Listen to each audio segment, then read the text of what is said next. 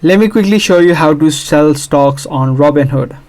If you previously purchased some stocks from the platform of Robinhood and you're now trying to sell it for whatever reason, whether to pick profits or sell the entire stock that you have, you need to first of all pick the stock that you want to sell. So if you scroll down on the home page, you can see a bunch of stocks that are available inside of Robinhood.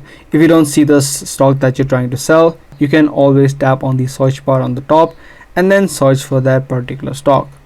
Now once you pick the stock that you're trying to sell, you'll be able to see the trade button on the bottom right of the screen. Just tap on the trade button and then tap on sell. Now once you tap on sell, this screen will open up from where you can add in the dollar amount of the stock that you want to sell. If you don't want to sell in dollar amounts and you want to sell in the stocks that you have in the quantity, what you can do is tap on the dollar option on the top right, and instead of buy in dollars, you can tap on the buy in shares. This way you will type in the number of shares that you want to buy instead of the dollar amount.